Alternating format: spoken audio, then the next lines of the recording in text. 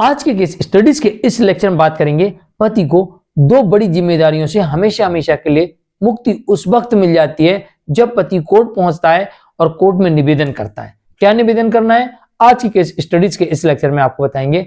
अगर कोर्ट में पति इस तरह से निवेदन करता है तो पति दो बड़ी जिम्मेदारियों से बच जाता है। नंबर 1, पत्नी को साथ रखने की जिम्मेदारी, क्योंकि पत्नी को मेंटेन करना, पत्नी को अपने साथ रखना, पत्नी की सुरक्षा करना, ये सारे के सारे दायित्व पति के होते हैं और पति इससे पूरी तरीके से मुक्त हो सकता है।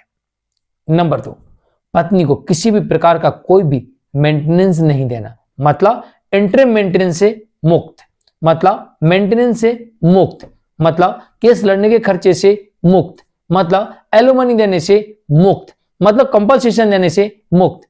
तो ना कंपनसेशन देना है, ना मेंटेनेंस देना है, ना एलिमनी देना है, ना लिटिगेशन चार्ज देना है। एक भी पैसा आपको अपनी पत्नी को नहीं देना पड़ेगा, आप इससे भी मुक्त हो सकते हैं। लेकिन कब? तो चलिए आज की केस स्टडीज के इस लेक्चर में आपको वो नियम बताएंगे जिन नियमों के अंतर्गत कानून और कोर्ट ये कहती है कि पति को इन दो बड़े दायित्वों से हमेशा हमेशा के लिए मुक्त किया जाता है। जय जिनेंद्र, हम मुकेश जैन। वीडियो को लाइक और शेयर कर दीजिए और इस तरह जजमेंट पाने के लिए दिए गए नंबर पर आप हमें संपर्क कर सकते हैं। नंबर 1, पहला नियम यह कहता है कि अगर पति कोर्ट में यह साबित कर दे कि पत्नी क्रूरटी करती है, उसके साथ क्रूरता करती है, उसके परिवार के साथ क्रूरता करती है, जैसे अपमान करना, मारना, पीटना, गाली गलौज करना, उत्पीड़न करना, दबंगई करना, अभद्रता करना, ये सारी चीजें शामिल होती हैं। पति उसके परिवार के साथ क्रूरटी करती है, अगर ये साबित कर देता है तो फिर ऐसी पत्नी से डिवोर्स ले सकता है, मतलब साथ रहने का कोई मतलब नहीं है, साथ ही किसी प्रकार का कोई भरण पोषण नहीं देना पड़ेगा, तो मेंटेनेंस से बच जाएगा और पत्नी को साथ रखने से भी बच जाएगा।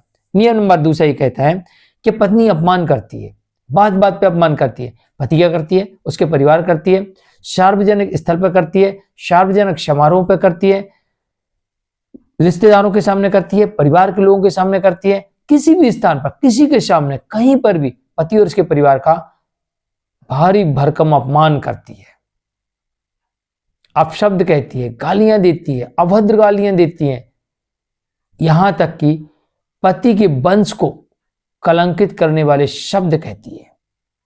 तो ऐसी स्थिति में पति ऐसी पत्नी से हमेशा हमेशा के लिए छुटकारा पा सकता है, डिवोर्स ले सकता है, मतलब डिवोर्स ले सकता है, और साथ ही किसी भी प्रकार का कोई भी भरण पोषण नहीं देना पड़ेगा, इससे भी बच सकता है।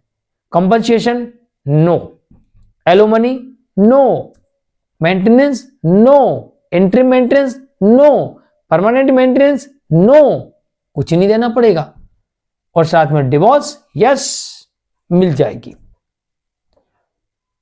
नंबर 3, बिना किसी कारण के अलग रह रही पत्नी, अगर पति कोर्ट में यह साबित कर दे कि मेरी कोई गलती नहीं है, मैंने कुछ नहीं किया, और पत्नी बिना किसी कारण के अलग रह रही, और पत्नी पति के विरुद्ध कोई भी सबूत कोर्ट के समक्ष नहीं दे पाती है, तो फिर यह मान लिया जाएगा कि पत्नी बिना किसी कारण के अलग रह रही है, और बिना किसी कारण के अलग रहने वाली पत्नी से पति डिवोर्स ले सकता है और पत्नी किसी भी प्रकार का कोई भरण पोषण नहीं ले पाएगी, ऐसा हो सकता है।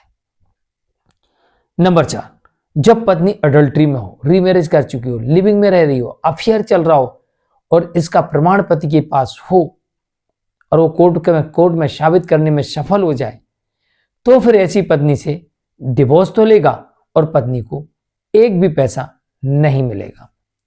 नंबर 5, दूसरी शादी करने पर, जब पत्नी दूसरी शादी कर लेती है तो फिर पत्नी के सभी अधिकार कानून एक ही झटके में समाप्त कर देता है और फिर पत्नी को कुछ नहीं दिया जाता और पति को डिवोर्स मिल जाता है।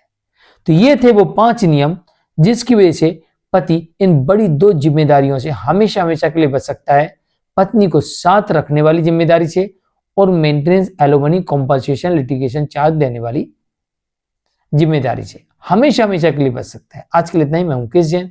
नियम याद रखिए, सबूतों के साथ कोर्ट जाइए, तभी जाके आपको बेनिफिट होगा। नमस्कार।